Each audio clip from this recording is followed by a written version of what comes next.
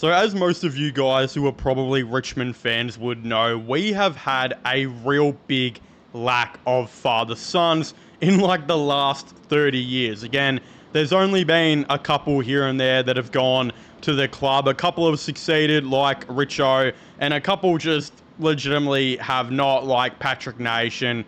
I guess so far Morris Rioli Jr., but, you know, we're hoping for the best, and he could still be a chance to be a very solid player. But again, it is very, very nice and comforting to know that there is actually a father-son coming up by the name of Lewis Kellaway, who looks like he is absolutely dominating the under-18 level of footy very early on. Now, before we do get into that, if you guys hear any background noise at all, it is currently pissing down at my house. Like, the weather is literally thicker than the 3-inch puncher that, you know, resides in my jocks. But the thing is like, it was 3 degrees or something yesterday here in Melbourne, and again, now it looks like I've got a flood outside of my house. So sorry in advance for any background noise. But again, if you're new to the channel as well, don't forget to leave a like on this video to let me know you guys enjoy it. Subscribe to the channel for latest AFL content and whatnot.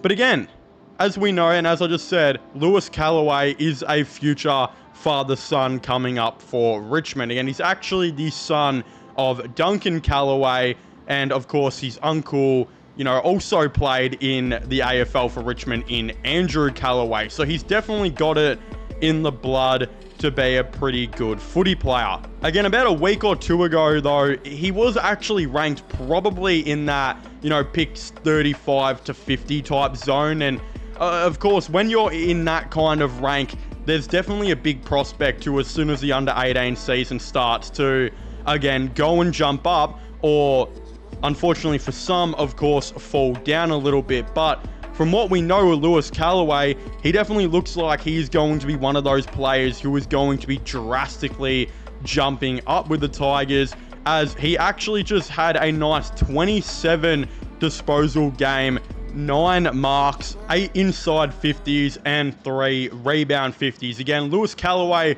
actually plays as a halfback, back pocket, with the potential by some to actually move up in the midfield. Again, from what we've seen with Lewis Kellaway as well so far, is that typically when he does get the ball, he is actually a really prolific ball user and can use it quite well. Again, he did have 8 inside 50s, which he does like to move the ball around. He does like to push up the ground as well. Again, in saying that he's typically a good ball user, some people have mentioned, though, when he has a bad disposal, he has a really, really bad disposal. And that's something he's definitely going to work on. But for an under-18s guy to get that much off the ball as a halfback is pretty insane. And some of his highlights really do speak true that this guy could actually be a pretty solid halfback in the league. And I think when due time comes to it, I think his position in the draft will actually move up from, again, that 35 to 50 to being a consensus top 30 pick player. Again, we do have to see and wait on how he is, of course, going to go. But as we know, he's moving up in the draft right now. And this is really awesome for Richmond for a lot of reasons. Again, I remember like 2 years ago, everyone would make the common joke that Richmond just have way too many halfbacks, and it was legitimately true. Like, we had an abundance of halfbacks, and we were continuing to, of course, go and, you know, keep drafting these halfbacks. But in the last, you know, year or so, we've, of course, had Daniel Rioli and Liam Baker both leave in the trade period, as well as having players like Shugo Ralph-Smith and Sam Banks.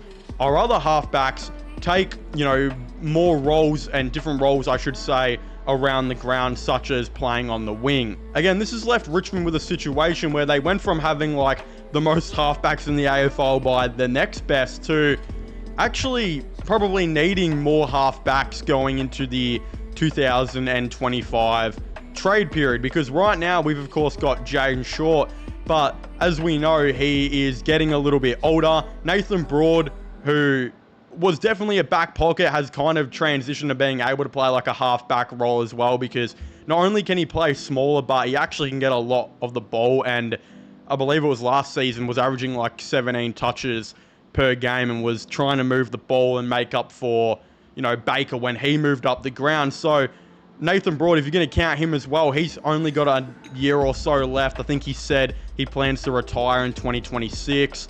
Again, Nick Floston plays halfback, back pocket, but he's not typically the ball mover. He's like a seventh man, intercept defender kind of guy. Again, you've got Tom Brown there now, Lukey Trainer, but you still are, I think, looking for that guy who can, break off the half-back line and move the ball really well, be a high number of disposal kind of guy as well. And I think that is what Lewis Kellaway could quite possibly be. And you can tell that Richmond, I believe, knew that this guy was going to be drafted, and they have a good instinct on him potentially moving up, because they, of course, decided to trade away their second round pick in 2025 to, of course, help their cause on, getting more picks in 2024, as well as now, as we know, being included in that North Melbourne trade, which landed us a future first round pick. So if our second round pick ended up being like, pick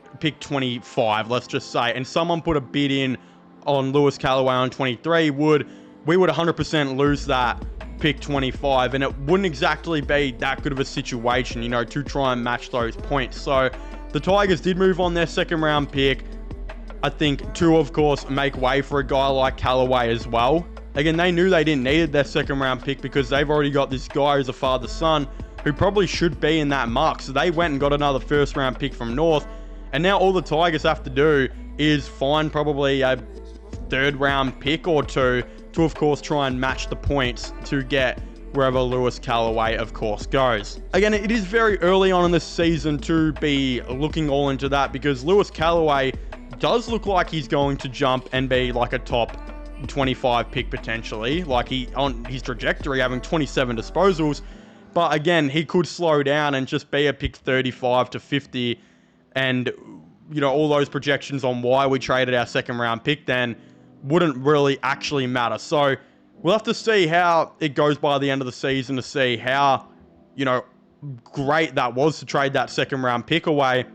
See how, of course, that goes, and obviously see the progression that Lewis Kellaway is going to have. Again, he's not the only father-son that is coming for Richmond. It does say on this little thing, though, it now makes sense on why we don't have our second round next year, because Kellaway's boy is tipped to be a potential top 15 prospect, and in 2 years' time, Brian Lee's son will most likely be a top 10 pick. Things are looking very bright for the future. One of you guys, of course, also commented on the channel a bit ago saying that Duncan Kellaway's son, Joel Bowden's son, and Brian Lee's son, as well as Nick Duffy's son, are on the way to potentially being drafted by Richmond in the next couple of years, while Kellaway's son is probably like top 20 odd. I think the other three, though, we don't, really know about. So there's a lot of interesting things going on. Again, people are already, I think, predicting that Kellaway is going to move into being a top 20, top 15. It's not really where he's ranked right now, but I think it could very well be by the end of the season, which would be only even better for the Tigers. Like, imagine having your pick, North's pick, which should hopefully be a top 5 pick, and having another guy go on the top 25, and it's a father-son, and it's a halfback that you need. Those things would be really falling into place right now for Richmond. So I'm very much on board with this, and I think it's going to be really cool, as well as to watch those other father-sons that I just mentioned and how they're, going to develop and whatnot over the next couple years as well, and we'll see if any of them get drafted. After all, we can't get too hyped, because I remember there was a time where everyone was saying that Charlie Naish was going to get drafted, Patrick Naish's brother, as a father-son, and he unfortunately didn't reach that mark, and I think he barely gets a game like in the VFL now. So we can't be jumping too much onto this, but it is very cool to look to the future and see that there are definitely some things coming on the horizon that are going to be very cool to look forward to. But again, if you haven't already, please make sure to leave a like and subscribe to the channel for all those AFL content and news. Don't forget to comment your thoughts and opinions down below on this. What do you guys think about the Tigers potentially getting a father-son here in Lewis Kellaway? Are you guys happy and excited with his first game that he had, of course? Again, definitely let me know. Don't forget to subscribe to my gaming channel, which will be getting linked down below as well. Subscribe to this channel for all latest sports content news, and I guess I'll see you guys next time. Goodbye.